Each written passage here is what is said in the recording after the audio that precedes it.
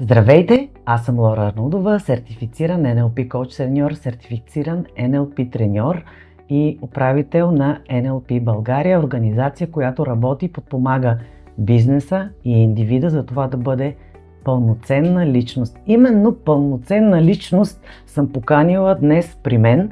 Това е Ивелина Вачева и е един от моите модели за поддържание. Ще разберете в нашия разговор повече за това защо Ивелина е пълноценна личност.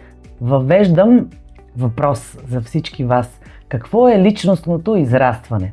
Дали това е да си направиш хороскопа, да отидеш и да потърсиш духовното, или както прави Ивелина, да бъде скромен и смирен човек, който учи и прилага наученото в ежедневието си. Ивелина е ветеринарен лекар и един от собствениците на една от най-известните ветеринарни клиники. Тя ще ни разкаже малко повече след секунда. Но тя не е просто ветеринарен лекар. Тя е с главно В. Здрасти, Иве! Благодаря ти, че си с мен.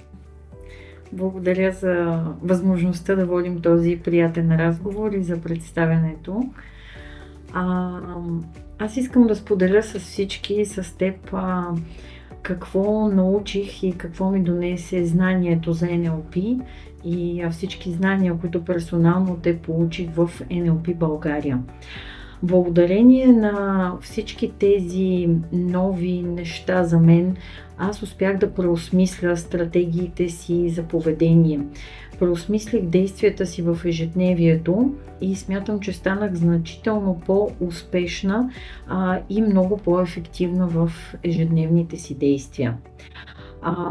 Научените ценни техники за комуникация, ловкостите на езика, връзката между говор, разум и размисъл ми помогнаха да комуникирам значително по-добре и да се водя и да се движа много по-добре във всички мои действия в ежедневието.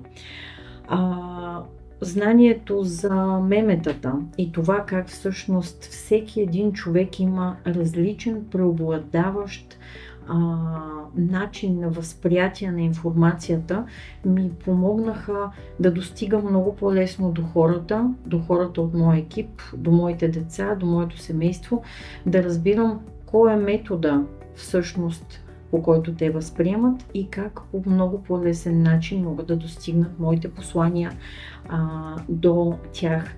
Благодарение на NLP и знанията, които научих там, установих всъщност колко важен е рапорта. Тоест първата връзка в разговора, да мога да калибрирам, да мога да уеднаквя езика на тялото на човека срещу мен, позицията на тялото, тембъра на гласа ми, говора, за да постигна едно доверие със събеседника си и целите, които имам, да се реализират значително по-успешно. Много са и другите техники, които научих от NLP, които смятам, че прилагам в ежедневието си успешно, не само за постигане на моите цели, но и за това да извлека за всеки един от моите приятели, колеги, деца, служители, най-силната страна на всеки от тях, да им помогна да положат своите цели и всеки сам със своята сила да успее да постигне всичко до край.